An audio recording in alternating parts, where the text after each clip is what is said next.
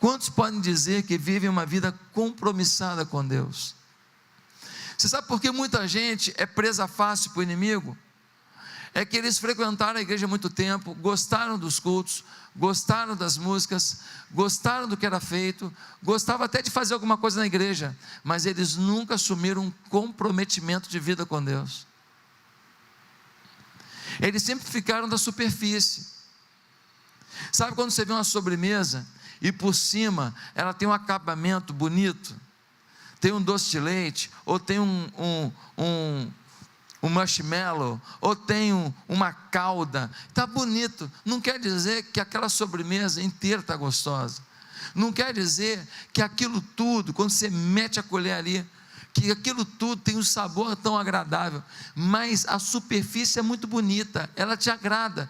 Tem muita gente que está vivendo da aparência daquela sobremesa de padaria, que tem aqueles cremes vermelhos, aqueles cremes amarelos, aqueles morangos por cima, aquelas maçãs por cima. Não quer dizer que não é maçudo, não quer dizer que o recheio é meio sem graça, não quer dizer que a farinha não é ruim, não quer dizer que tem açúcar de mais ou de açúcar de menos, não quer dizer, mas a aparência por cima, aquela sobremesa está tão linda, muita gente está só olhando pela superfície do reino de Deus.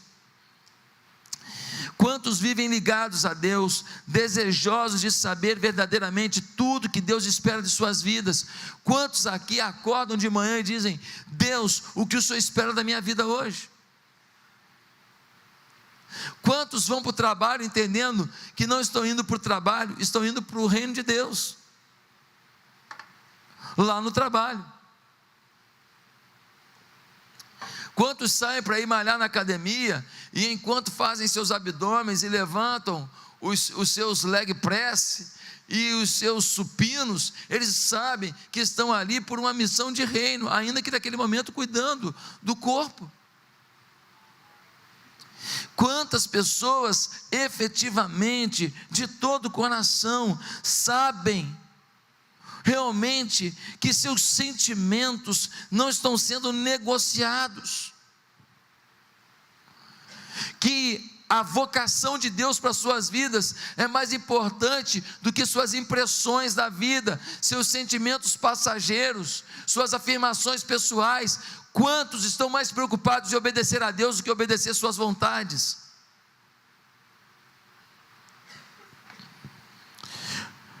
Meus amados irmãos, há frases do apóstolo Paulo que são bem complicadas, bem esquisitas para uma geração como a nossa.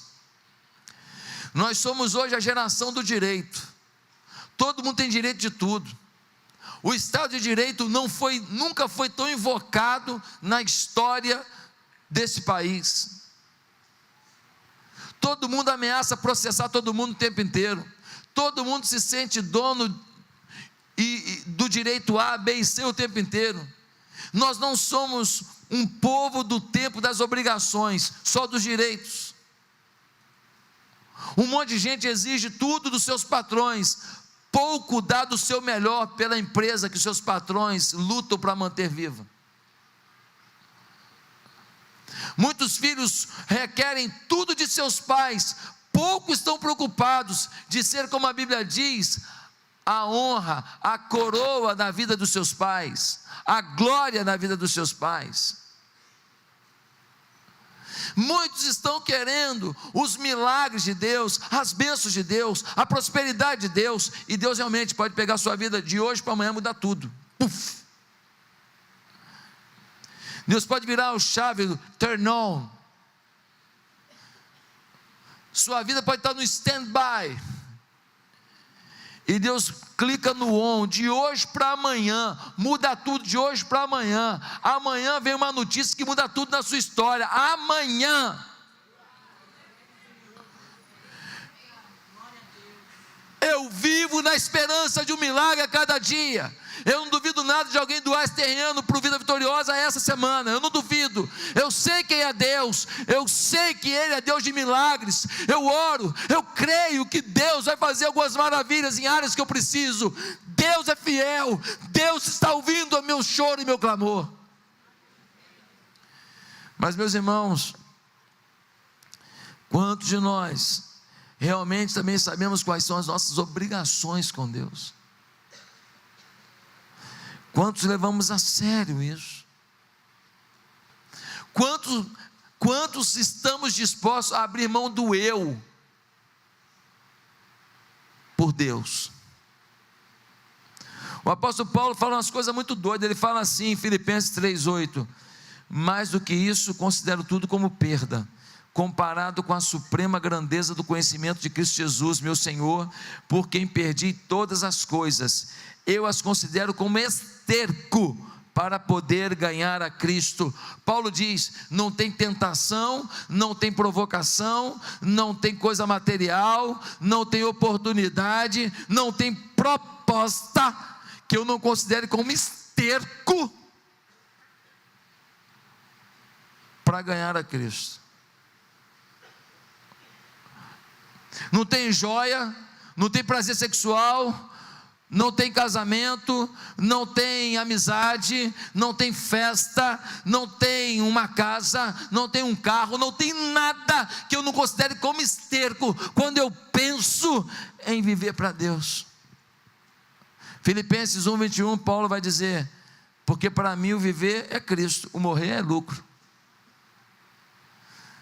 Paulo falou: a vida é Cristo. Olha a dimensão que Paulo atingiu de compromisso com Cristo, uma dimensão tão profunda, uma aliança tão profunda, que ele fala: a vida é isso. Como é bom estar contigo, como é bom te sentir, como é bom me envolver contigo. Paulo não pensa mais assim: como é bom aquelas férias, como é bom aquele sorvete, como é bom uma viagem assim, não, como é bom Cristo. Para mim o viver é Cristo, o morrer é lucro, porque aí eu paro de me influenciar por mais alguma coisa e vou viver com Cristo. Paulo é taxativo de que sua vida não é conectada com o que o mundo pode dar. Isso não quer dizer que ele não comesse a melhor comida. Isso não quer dizer que Paulo não gostasse de churros cheios de leite condensado. Se oferecesse, ele ia comer. Isso não quer dizer que Paulo não dava um mergulho no rio num dia ensolarado e que ele não parava um pouco assim, para o sol bater no corpo. Não quer dizer não. Não quer dizer que Paulo não gostaria de comer uma picanha.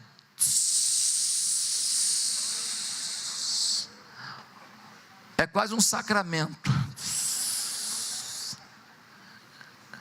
Paulo não está dizendo que ele não gosta de coisa boa, não. Ele só está dizendo o seguinte: que nada dessa vida se compara, que se ele pudesse viver com Cristo já na eternidade, ele iria, porque ele sabe o quão é bom andar com Cristo, o quão é bom depender de Cristo.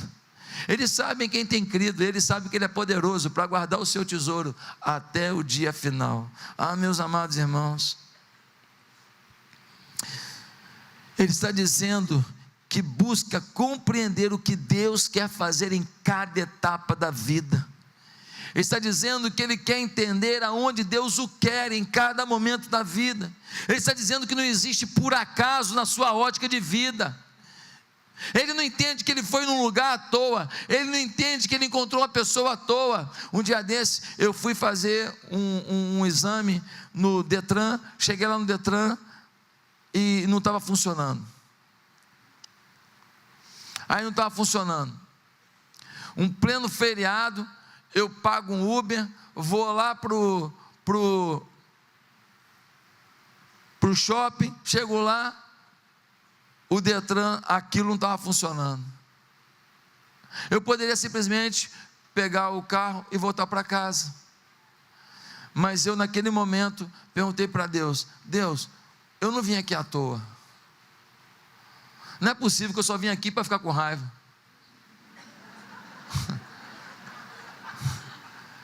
Não é possível que eu só vim aqui para ficar chateado de ter me feito de bobo, de eu ter marcado uma coisa e ir até lá e não ter atendimento. Não é possível, não é possível.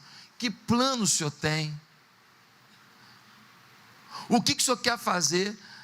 Aí eu já estava no shopping mesmo, entrei na cafeteria, pedi um café e sentei na mesa para esperar o que Deus ia fazer.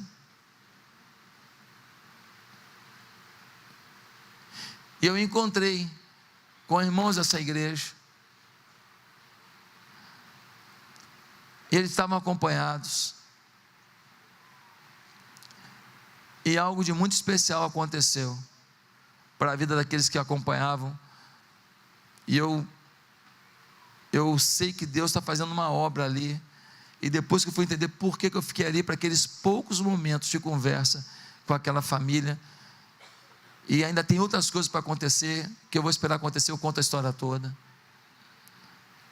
Deus não tem por acaso. Deus tem projeto para cada dia seu. Deus tem projeto para cada conquista na sua vida. Deus quer que você seja vencedor. Deus quer que você tenha a alegria de viver. Deus quer que as suas lágrimas sejam enxugadas e que o riso da vitória brote na sua vida, mesmo no meio de algumas dores que você ainda enfrenta. Deus quer que você se sinta útil ao reino dEle. Deus quer que você se sinta próximo dEle. Por isso, querido, você precisa entender como Paulo vivia. Nada era por acaso. Paulo faz com que Mateus 6,33 seja uma realidade para ele.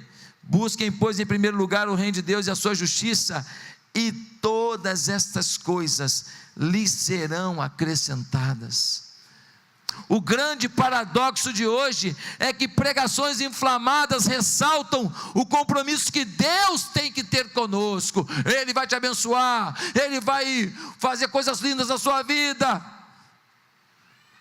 mas pouco se fala do que é viver uma vida compromissada com Deus. Será que Deus tem compromisso de me abençoar, porque Ele prometeu bênçãos e mais bênçãos na sua palavra? E será que a minha vida não tem nada a ver com isso? Será que eu não preciso ter uma aliança maior, um compromisso maior, uma fidelidade maior? Será que eu tenho que continuar fornicando, mentindo? Será que eu tenho que continuar, não, eu faço as coisas assim, não estou nem aí, mas o outro ficou escandalizado, que se dane o outro, eu não vivo pelos outros, eu faço o que me dá na telha, até o dia que uma telha cair na sua cabeça, aí tu vai ver o que é dar na telha. Sabe qual é um problema? Um problema é que eu não consigo entender que Deus é diferente de mim. Porque se Deus fosse como eu, Josué, eu já tinha disciplinado muita gente que está aprontando. E você também. Mas Deus vai dando a corda, vai deixando você ir, e você está nadando para alto mar, tem correnteza que se te pegar você nunca mais volta. E Deus está permitindo. E você acha que você está abafando, porque você está conseguindo nadar nas águas profundas que você deseja. A paciência de Deus às vezes é confundida com a complacência de Deus. Deus tem compromisso com você, mas o seu compromisso com Deus ativa muitas das coisas que Deus planejou fazer na sua vida. Você precisa entender isso. Muita gente tem talento, tem força, tem saúde, mas não tem compromisso com Deus. A igreja do fim do século 21 mais precisa de crentes compromissados que de estratégias de crescimento. As pessoas estão carentes de algo que ultrapassa os limites do discurso, querem ver vida em abundância em nós. Não se engane, está todo mundo olhando para você. Está todo mundo olhando para você, está todo mundo olhando o seu Instagram, o seu Facebook, está todo mundo olhando para onde você vai, está todo mundo olhando a sua roupa, a sua forma de falar, os palavrões que você comunica, as piadas imorais que você conta, o jeito que você reage, o jeito que você age, o jeito que você joga a bola. Se na rede de vôlei você bota a mão na rede, você fala, se acusa, botei ou não botei. Se você, para sair de uma situação duvidosa, você mente, se você é um enganador, está todo mundo de olho em você. Eles não falam para você, mas por trás eles falam, diz que é crente, filho de crente, olha, frequenta a igreja, olha, não sei o que lá, e é pior do que a gente. Para ser assim, eu prefiro continuar no mundo mesmo. Você não é o que você sabe sobre a Bíblia, você é o que você vive da Bíblia. Você não acredita no que você recita sobre a Bíblia, você acredita no que você vive da Bíblia. Você só acredita nesse livro, aquilo que você vive. Se você não vive, você não acredita. Se a Bíblia diz que o certo é isso, você faz de outra maneira, você não acredita então que é a palavra de Deus revelada. Você não acredita, você só acredita naquilo que você vive. As pessoas estão nos analisando, estão olhando para a gente. E eu não estou falando de compromisso com o pastor Josué ou com a igreja, eu estou falando de compromisso com o Espírito Santo. Você é compromissado com o Espírito Santo? Ou você é como o vômito que vive morno? É tempo de amadurecer, de termos cristãos ousados, que vão revolucionar a cidade espera por nós. A gente chega num lugar, as pessoas estão desesperadas, gente.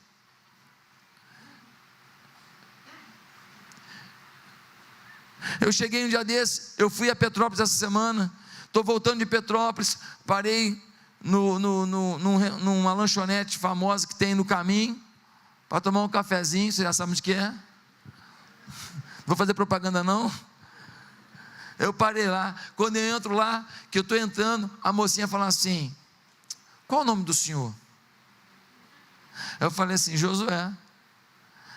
Ela falou assim, eu sabia. Eu falei, eu também. Ela falou assim, eu queria falar para o senhor, que o senhor tem abençoado muito minha mãe. Minha mãe assiste o senhor na televisão. O senhor tem abençoado muito minha mãe. Muito obrigado. Eu nem sei se ela é evangélica. Ela nem falou dela. Ela só sentiu bênção na vida da mãe dela. As pessoas estão desesperadas por eles mesmos e pelos seus filhos, filhas, pais, mães, as pessoas que eles amam, e nós muitas vezes vivendo um cristianismo egocêntrico, em que a gente olha para o nosso umbigo, atende a nossa demanda, e a gente vem aqui e se delicia no domingo. Que louvor, que mensagem, que ambiente, que calor, que carinho, ai que bom, e a gente não entende que o nosso chamado é daquela porta para fora. A gente só veio aqui para pegar o combustível, mas a gente queima o combustível lá fora. A gente só veio aqui para se alimentar, mas a gente gasta energia lá fora. A gente só veio aqui para pregar as instruções, mas o nosso comissionamento é lá fora. Meus amados irmãos, em 1 Coríntios 11:1, Paulo fala um negócio mais doido do que tudo. Ele fala assim, tornem-se meus imitadores, como eu sou de Cristo. É muita moral. É chocante. Aí galera, quer saber como é que busca a Deus? Olha para mim. É forte. Paulo diz, podem me imitar, porque eu sou compromissado. Querido, eu quero ler um texto que fala um pouco desse compromisso, e quero esclarecer para você como age gente compromissada com Deus. Abra sua Bíblia em Atos, no capítulo 20, e nós vamos ler de 17 a 38, Atos 20, de 17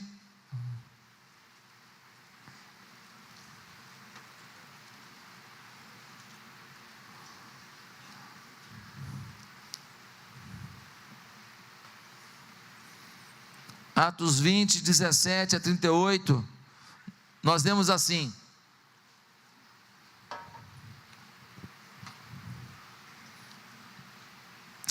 de Mileto, Paulo mandou chamar os presbíteros da igreja de Éfeso. Quando chegaram, ele lhes disse: vocês sabem como vivi todo o tempo em que estive com vocês, desde o primeiro dia em que cheguei à província da Ásia. Servi ao Senhor com toda humildade e com lágrimas, sendo severamente provado pelas conspirações dos judeus. Vocês sabem que não deixei de pregar-lhes nada que fosse proveitoso, mas ensinei-lhes tudo publicamente e de casa em casa. Testifiquei tanto a judeus como a gregos que eles precisam converter-se a Deus com arrependimento e fé, com o nosso Senhor Jesus. Agora, compelido pelo Espírito, estou indo para Jerusalém, sem saber o que me acontecerá ali. Só sei que em todas as cidades o Espírito Santo me avisa que prisões e sofrimentos me esperam. Todavia, não me importo, nem considero a minha vida de valor algum para mim mesmo, se tão somente puder terminar a corrida e completar o ministério que o Senhor Jesus me confiou, de testemunhar do evangelho da graça de Deus. Agora sei que nenhum de vocês, entre os quais passei pregando o reino, verá novamente a minha face. Portanto, eu lhes declaro hoje que estou inocente do sangue de todos, pois não deixei de proclamar-lhes toda a vontade de Deus. Cuidem de vocês mesmos e de todo o rebanho sobre o qual o Espírito Santo os colocou como bispos, para pastorear a igreja de Deus, que Ele comprou com o seu próprio sangue. Sei que depois da minha partida, lobos ferozes penetrarão no meio de vocês, e não pouparão o rebanho, e dentre vocês mesmos se levantarão homens que torcerão a verdade, a fim de atrair os discípulos. Por isso, vigiem, lembrem-se de que durante 3 anos, jamais cessei de advertir cada um de vocês disso, noite e dia com lágrimas. Agora eu os entrego a Deus e a palavra da sua graça, que pode edificá-los e dar-lhes herança entre todos os que são santificados. Não cobicei nem prata, nem ouro, nem as roupas de ninguém. Vocês mesmos sabem que essas minhas mãos supriram minhas necessidades e as de meus companheiros. Em tudo que fiz, mostrei-lhes que mediante trabalho árduo devemos ajudar os fracos, lembrando as palavras do próprio Senhor Jesus, que disse: há maior felicidade em dar do que em receber. Tendo dito isso, ajoelhou-se com todos eles e orou. Todos choraram muito e, abraçando, o beijavam. O que mais os entristeceu foi a declaração de que nunca mais veriam a sua face. Então acompanharam-no até o navio. Esse é um momento muito, muito lindo. Esse texto me emociona muito. Eu preguei nesse texto no dia que me despedi da Igreja Batista do Bom Retiro, a minha primeira igreja, e de lá eu vim para cá para o desafio que Deus me trouxe. No dia que eu me despedi daquela igreja, com lágrimas como poucas vezes derramei na minha vida, eu preguei em cima desse texto. O apóstolo Paulo está se despedindo da igreja de Éfeso. Ele está em Mileto e pede que os líderes da igreja venham até Mileto. Por quê? Provavelmente ele tinha que ir para Jerusalém, ou para levar algo de ação social para os pobres, ou para participar da festa de Pentecostes. O texto não deixa claro o motivo, mas ele não pode perder o navio que vai sair de Jerusalém. Então ele pede que os irmãos venham de Éfeso até Mileto, e quando ele encontra aqueles líderes da igreja de Éfeso, ele vai dizer: você sabe que eu fiquei no meio de vocês durante 3 anos, trabalhando muito. Ele olha no olho dos irmãos e diz: vocês sabem que não foi fácil não, eu ralei demais. Vocês sabem que eu trabalhei com muitas lágrimas, porque muita gente me perseguiu. Vocês sabem que eu passei por muita dificuldade, muita gente foi traíra comigo, mas eu nunca deixei de anunciar na escola, nunca deixei de anunciar nas casas. Em toda oportunidade eu me dei a vocês lágrimas. E aí Paulo diz assim: e tem mais, e mesmo eu me dedicando tempo integral a vocês, o que eu fazia? Eu me virava para poder me sustentar.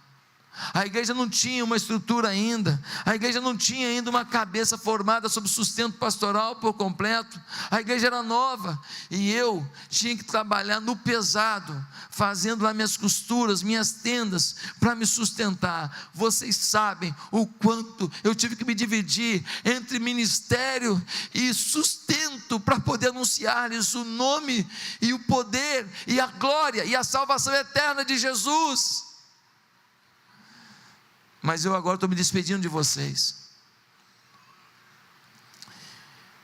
Eu acredito que nunca mais vou ver vocês. E quando Paulo fala aquilo, aqueles homens abraçam Paulo, e o texto diz que eles começam a beijar Paulo. Imagina aquele bando de homens beijando Paulo ao mesmo tempo. É como que um menino que pula no colo do seu pai e dá um monte de beijo. Dá beijo, papai. Dá beijo que papai vai dar um pirulito. Mais beijo. Quantas vezes eu fiz isso com os meus filhos? E a gente quer o beijo dos filhos, e aqueles filhos espirituais beijavam Paulo, abraçavam Paulo, choravam, e diz o texto, muito tristes, porque não mais o veriam. E Paulo diz para eles: eu não volto mais em Éfeso, agora é com vocês, toquem o barco, combatam a carreira, combatam as lutas, combatam as dificuldades, combatam os gigantes, guardem a fé e vençam. Meus amados, esse momento único na história de Paulo nos ensina muita coisa. Paulo foi um homem usado por Deus, suprido por Deus, um homem que orava e milagres aconteciam, um homem que ressuscitou um morto, um homem que fazia pessoas aleijadas andarem, cegos verem, um homem tomado por Deus, um homem que foi usado por Deus para escrever metade do Novo Testamento, um homem que foi um anunciador da grandiosidade de Deus, com uma sabedoria, uma capacidade filosófica, uma capacidade sociológica e uma capacidade teológica que não se vê em outro ser a não ser Jesus Cristo. Meus amados irmãos, esse homem poderoso de ações, que nos impressiona, um homem que faz uma cidade inteira reconhecer o seu compromisso, ele tem 3 lições a nos dar nessa manhã. Primeira lição: gente compromissada com Deus sabe que compromisso é sacrifício. Se você não vive nenhum sacrifício pelas coisas de Deus, vai me desculpar, você não sabe o que é compromisso. Dá uma olhada no versículo 18. Quando chegaram, eu lhes disse: vocês sabem como vivi o tempo que estive com vocês, desde o primeiro dia que cheguei na província da Ásia, servi ao Senhor com toda humildade e com lágrimas, sendo severamente provado pelas conspirações dos judeus. Paulo está dizendo aqui, foi mole não, hein? Foi chumbo grosso, foi pau na moleira, foi açoite, foi luta. Pregar para vocês em Éfeso, pregando aqui, gente perseguindo ali, gente ameaçando aqui, gente me ameaçando de morte ali, gente falando que vai me prender ali, gente me jogando pedra ali. Não foi fácil.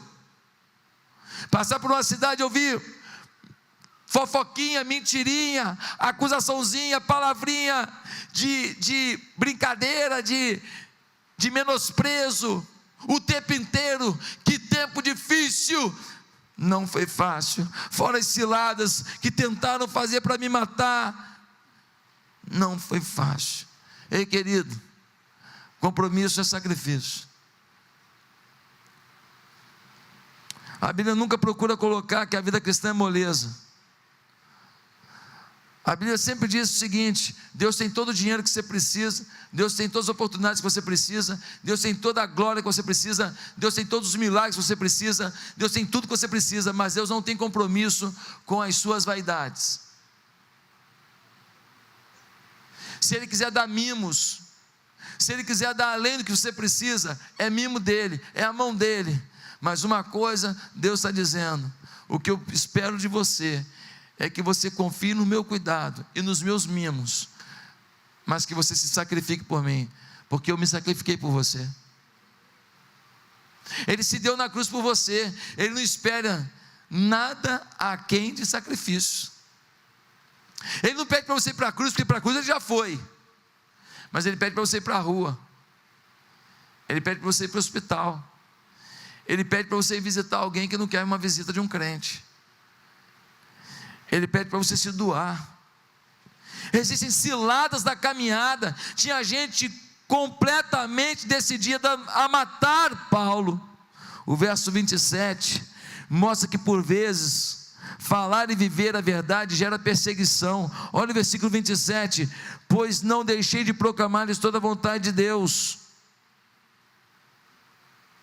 No meio dessa perseguição, ele nunca deixou, ele peitou, ele não retroagiu, ele não andou para trás. Alguém quer te calar, alguém quer te deixar constrangido no seu futebol, no seu trabalho, na academia, para você não servir a Deus, e não anunciar Deus, e não viver para Deus, e não impulsionar pessoas para Deus. Ei, se você impulsiona alguma coisa no Facebook, impulsione agora para o Face de Deus, para a face de Deus. É a hora de nós entendermos que nós não podemos mais nos curvar em uma vida em que a gente dá para Deus o tempo que sobra, o dia que sobra, o que deu para fazer. Quando Paulo ainda era Saulo, ele era um perseguidor de cristãos, ele era determinado, ele corria risco, ele viajava às cidades indo atrás de cristão, ele era ferrenho no que ele cria. Quando ele se converteu, ele não agia diferente. Quando ele se converteu, falou: se por minha religiosidade eu era ferrenho, para Cristo eu serei mais ainda. Se para aquilo que não mudava a minha vida eu me dedicava completamente, agora que descobri a verdade em Cristo, eu vou me dar de todo o coração. E no versículo 24 ele vai dizer: agora, todavia, não me importo, nem considero a minha vida de valor algum para mim mesmo, se tão somente puder terminar a corrida e completar o ministério que o Senhor Jesus me confiou, de testemunhar do Evangelho da graça de Deus. Eu conheço uma outra versão que diz: mas em nada tenho a minha vida por preciosa, contanto que eu cumpra com alegria a carreira que me foi proposta pelo Senhor Jesus. Paulo está dizendo aqui: eu vou viver para o meu chamado, eu vou viver para o meu rei, eu vou viver para o reino, eu vou viver para Deus, eu vou me encantar com isso, me envolver com isso, porque é a única coisa que vai contar na eternidade, é a única coisa que eu vou levar para a eternidade. O verso 31 diz que Paulo serviu a Deus com lágrimas. Meu irmão, servir a Deus envolve chorar. Acho que ninguém consegue fazer a obra de Deus sem lágrimas. Acho que olhos secos significam ausência de compromisso. Todo mundo que faz a obra de Deus é incompreendido. Todo mundo que faz a obra de Deus para valer é taxado de conservador, sistemático, mercenário, megalomaníaco, e os termos mais feios que eu possa pronunciar. Todo mundo que se atreve a querer fazer alguma coisa grandiosa para Deus, imediatamente atinge o coração dos invejosos, atinge o coração dos que odeiam as coisas de Deus, atinge o coração dos vaidosos, que vão te acusar simplesmente porque a vaidade deles não permite ver que alguém está mais dedicado e fazendo algo a mais do que eles. O reino de Deus é feito de sacrifício. Pergunte a um campeão olímpico quantas horas de lágrimas ele teve, quantas dores. Aqueles caras que vêm dar um monte de pulo assim, ó, cai em pé lá, todos eles sentem dores todos os dias, todos eles. São pomadas, são infiltrações, são vários mecanismos para suportar a dor de um exercício físico tão exaustivo. Imagina fazer aqueles mesmos movimentos, horas e horas de treinamento, forçando o joelho, forçando o quadril, forçando a panturrilha, forçando os ossos do pé. É complicado, mas ele tem um alvo: ser campeão. Ser campeão. Um homem tão dedicado ao reino de Deus, a pregação, a oração pelas pessoas deveria ser unanimidade. Paulo deveria ser reconhecido, Paulo deveria ser aplaudido, Paulo deveria ser amado por todos. Mas os versos 33 e 34, ele faz um comentário tão forte, gente. Olha o que ele diz: não cobicei a prata nem o ouro, nem a roupa de ninguém. Vocês mesmos sabem que essas minhas mãos supriram minhas necessidades e as de meus companheiros. Sabe o que está dizendo? Que ele trabalhava que nem um condenado. Ainda tinha gente que chamava ele de mercenário. Está querendo arrancar dinheiro da gente, está querendo se dar bem. E ele está dizendo aqui, ó, vocês sabem que eu tinha que me virar fazendo minhas tendas lá para vender, arrumar um dinheiro para comprar o meu pão de cada dia, o meu café com leite, o meu miojo lá, me sabor galinha caipira. Paulo está dizendo assim, ó, eu tinha que ainda ouvir que eu era um mercenário, e eu trabalhando de madrugada, fazendo tenda, para arrumar um dinheiro, para me bancar, para depois o dia inteiro cuidar de gente, e anunciar as boas novas, e liberar a palavra de libertação aos cativos. Ei, querido, o evangelho é sacrifício, compromisso é sacrifício.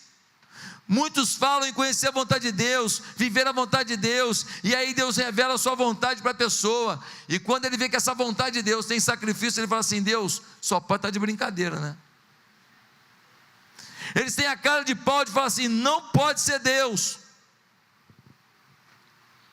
Meus irmãos, eu conheço pessoas milionárias, que poderiam ficar andando de barco o dia inteiro, viajando pelo mundo, ficando em hotel 5 estrelas, comendo, que é o que hoje?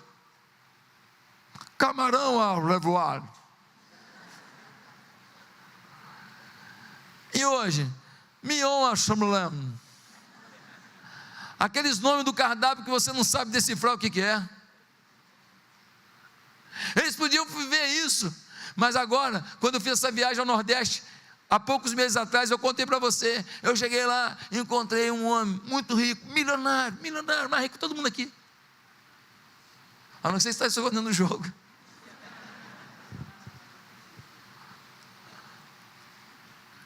Calça jeans desbotada,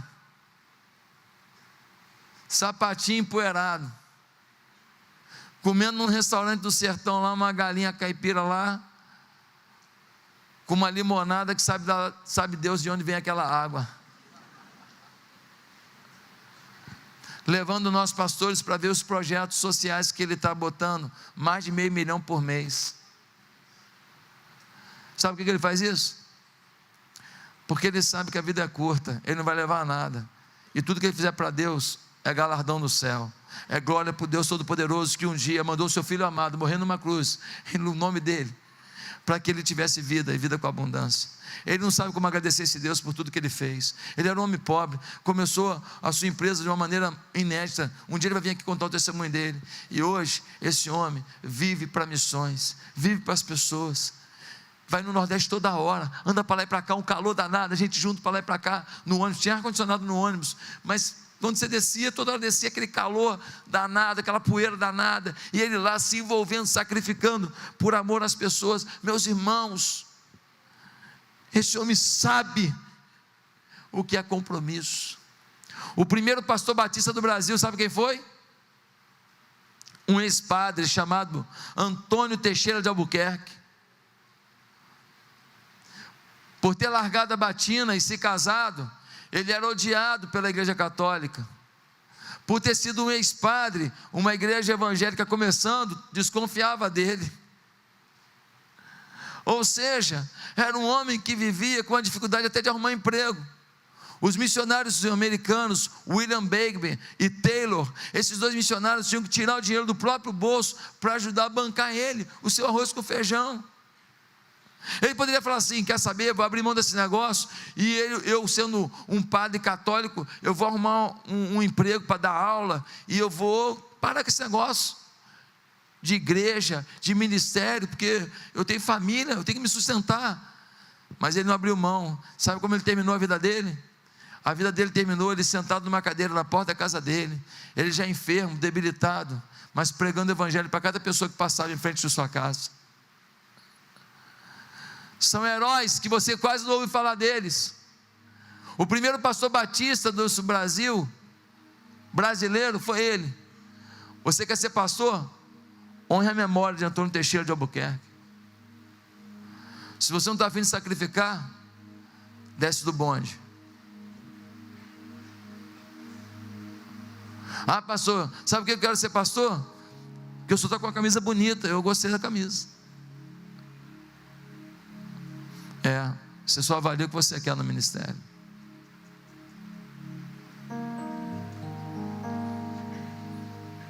As madrugadas e os cemitérios não te atraem? As dores das mulheres que são largadas por seus maridos com seus filhos no colo, ainda pequenos. As lágrimas das meninas que vão no gabinete falar que foram abusadas e que por isso não conseguem se sentir puras e limpas, mesmo que isso tenha acontecido 20 anos atrás.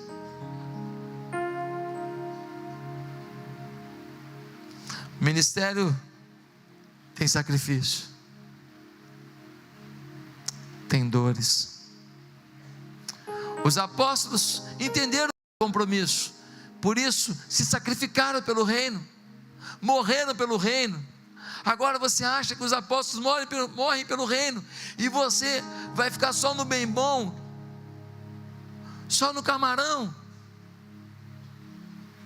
só no hambúrguer artesanal?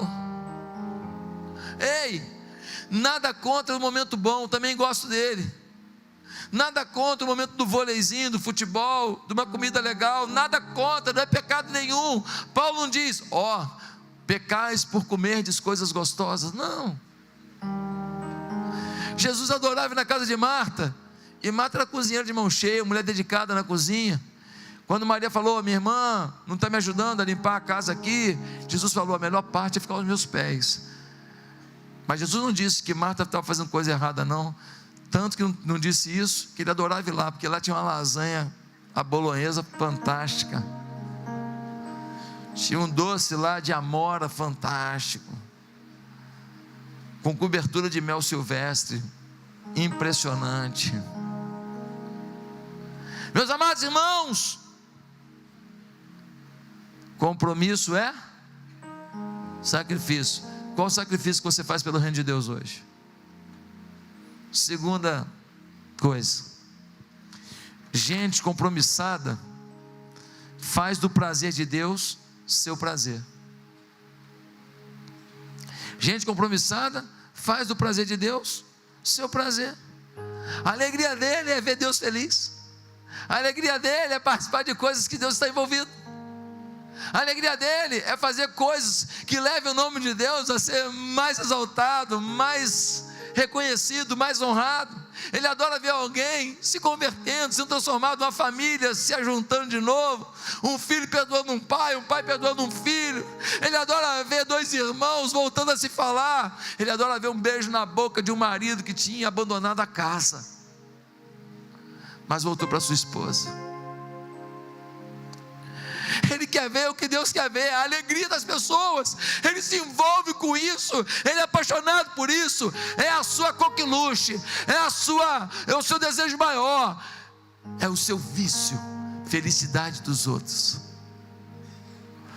Meus irmãos, versículo 24, Paulo vai dizer: em nada tenho a minha vida por preciosa. Não tem nada mais valor para mim, a não ser que eu cumpra a carreira para a qual o Senhor me chamou. Ele afirma algo sensacional. Ele não faz trabalho para Deus para aparecer. Ele não faz trabalho para Deus porque da igreja ele tem uma moralzinha. Ele não faz trabalho para Deus porque assim ele vai conhecer irmãos e fazer networking para puxar alguém para a empresa dele. Não! Ele é apaixonado por Deus.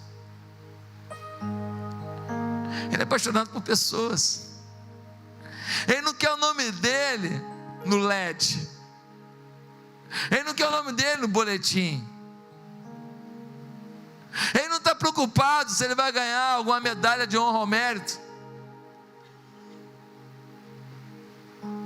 A paixão da vida dele é cumprir os planos de Deus, porque ele se sente tão feliz de estar com Deus, e tão feliz de levar o nome de Deus. É tão bom para ele ver Deus fluindo por ele, chegando a alguém. É tão gostoso para ele abraçar alguém e ver que a pessoa sente o abraço de Jesus através do abraço dele. Essa é a maior alegria da vida dele. Por isso no versículo 35 diz: melhor coisa é dar que receber. E é verdade. Você nunca vai ter a maior alegria da sua vida por alguma coisa que você ganhe. Pastor, que é isso? Se eu ganhasse uma BMW top das galáxias, coisa mais linda do mundo, tal, eu ia ser a pessoa mais feliz da terra. Ah, é? Na hora que chegar o IPVA, você vai ver se vai ser o momento mais feliz da terra. Na hora que chegar o valor do seguro, você vai ver se é a coisa mais feliz da terra. Se você parar num shopping, alguém passar um prego no seu carro, você vai ver o sentimento feliz da terra que você vai ter. Coisa passageira, querido. Agora, se você der uma cadeira de roda para uma pessoa que não consegue sair de casa há 3 anos porque não tem uma cadeira de roda, e ela te mandar uma foto pelo celularzinho dela dizendo: hoje eu consegui vir até aqui no shopping, deu uma voltinha. Ah, meu irmão, essa alegria, prego nenhum, batida nenhuma, IPVA nenhum rouba de você. Ah, meus amados irmãos, Paulo e Silas em Filipos, eles curam uma jovem que tem um espírito de adivinhação, um espírito demoníaco, e ela adivinha as coisas, e os donos dela estão ganhando, os senhores dela estão ganhando dinheiro com ela. Paulo repreende aquele mal. Eles são presos, os homens denunciam: olha, esse Paulo e Silas estão prejudicando o ambiente da cidade. Paulo e Silas são lançados no cárcere, eles são aprisionados, mas antes eles são açoitados, e eles eram de cidadania romana, eles tinham que ter um julgamento. Sem julgamento, eles são açoitados, eles são humilhados. O que você faria? Sabe como é que é açoite, querido? Só para você saber como é que é. Um bastão de couro, ou de ferro, ou de madeira, com fios de couro amarrado na ponta, muitas vezes com pedaços de metal amarrados às pontas desses fios de couro.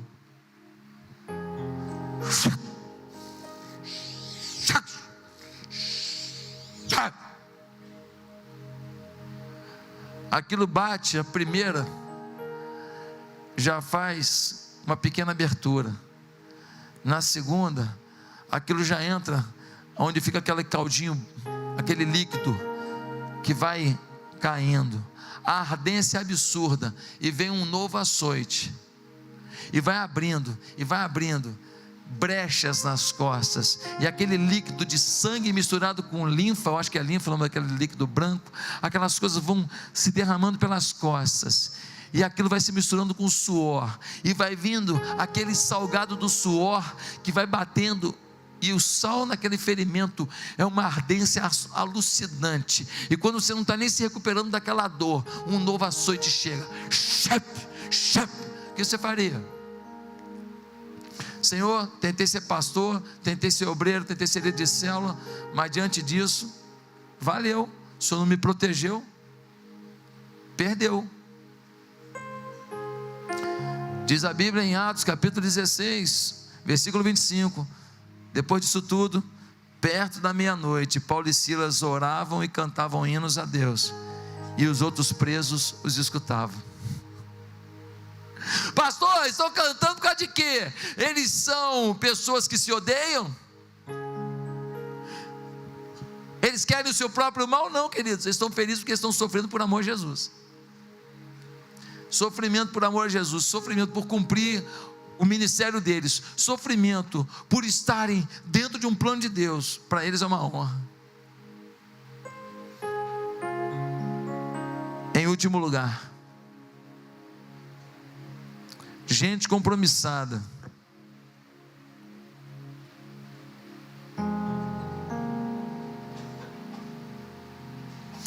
Independente do sacrifício ou da satisfação do momento, decide obedecer o Espírito Santo.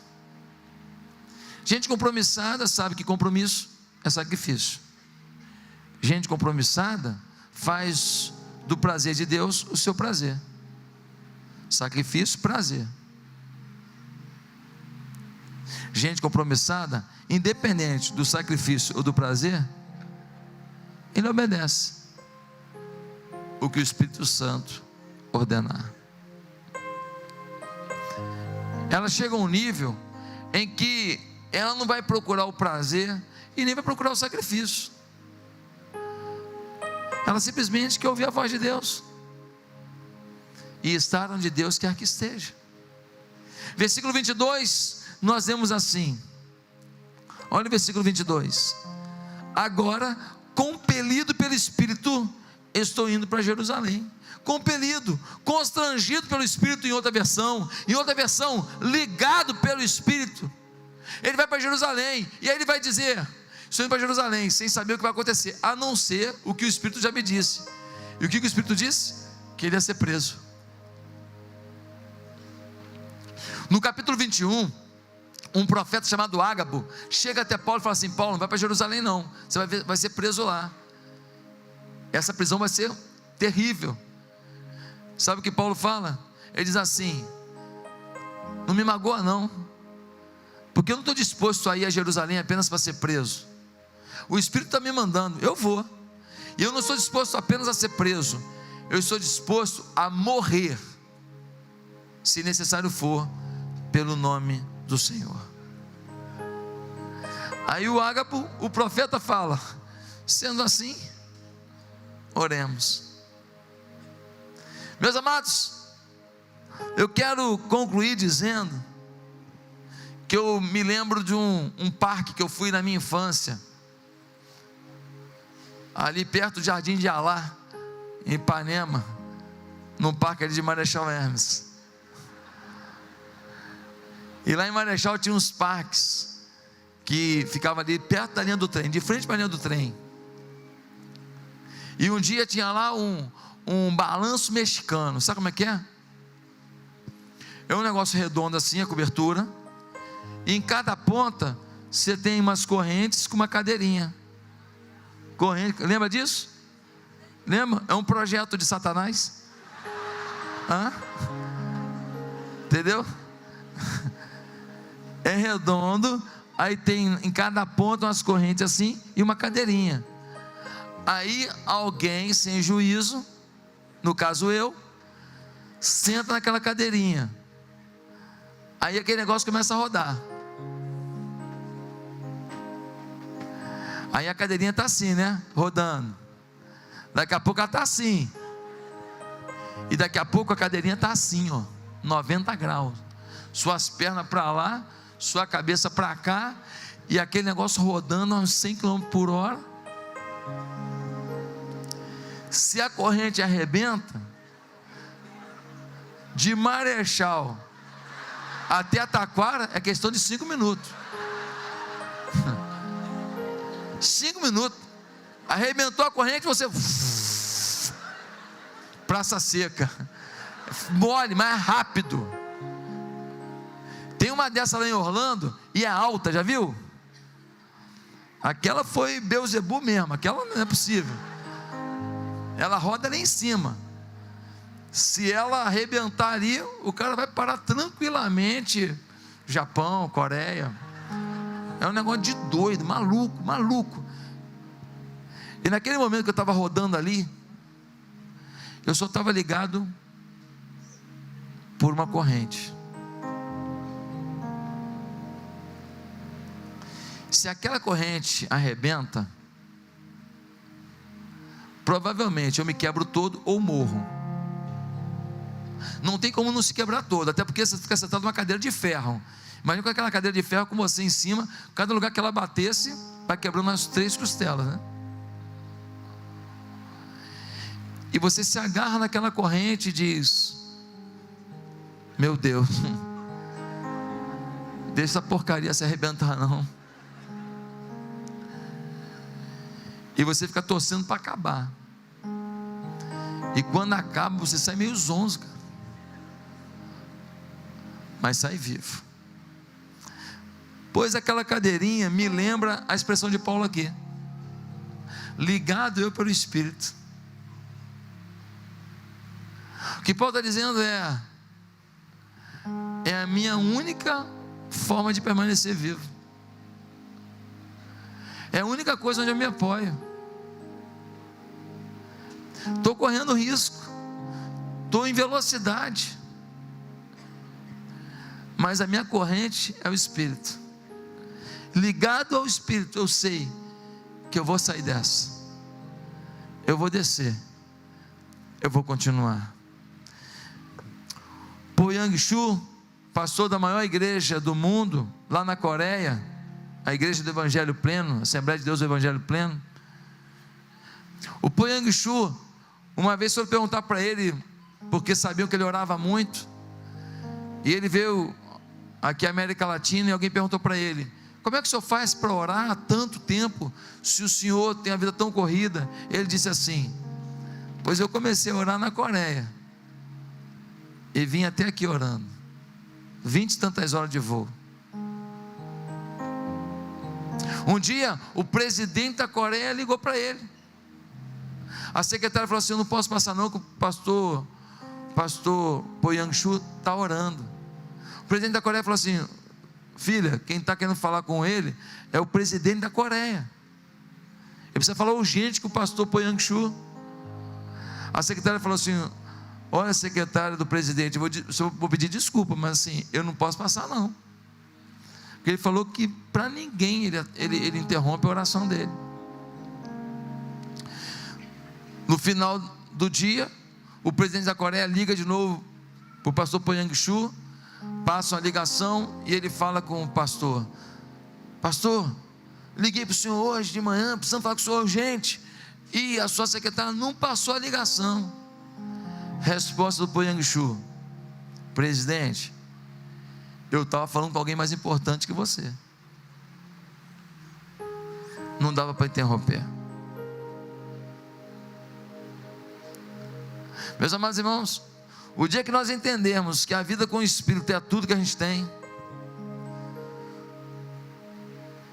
o dia que a gente entender que a gente precisa se aventurar com Deus de todas as maneiras, o dia que a gente decidir ter um compromisso total com o Senhor, nós vamos ver coisas na nossa vida que a gente nunca imaginou. Nós vamos ver coisas na nossa igreja aqui que a gente nunca sonhou. E nesse estado falido do Rio de Janeiro, nessa cidade falida do Rio de Janeiro, totalmente endividada e corrupiada e roubada e fragilizada que nós vivemos hoje, de uma violência incalculável, nós vamos ver um avivamento. Começa com você. Qual é o seu compromisso? Qual o seu compromisso com Deus? O que a igreja pode esperar de você a partir de hoje? O que Deus pode esperar a partir de hoje? Curva a sua cabeça, eu quero fazer uma pergunta final. Tem alguém aqui nesta manhã que foi tocado por Deus, e você está entendendo que, do mesmo jeito que Paulo era comprometido com Deus, e Deus usou para tantas coisas, você hoje precisa entender que Deus quer te usar, e talvez até envolva algum sacrifício, mas o prazer de servir a Deus vai ser tão grande, que o sacrifício vai ser até pequeno. O prazer vai ser maior que o sacrifício. Você quer hoje viver essa vida plena com Deus? Você quer compromisso com Deus? Você quer que Ele mude a sua história? Onde você está, repita comigo uma oração, ninguém precisa ouvir. Onde você está, repita assim: se hoje você quer começar uma nova vida com esse Deus, diga assim: Santo Deus, eu te peço perdão pelos meus pecados, e peço que o Teu Espírito Santo mude a minha vida. Santo Deus, por favor, eu quero aprender sobre como ter compromisso contigo, para ter essa vida plena no Senhor, essa alegria no Senhor. Muda a minha história, Deus. Eu te entrego os meus problemas, os meus sonhos, tudo, em nome de Jesus. Amém.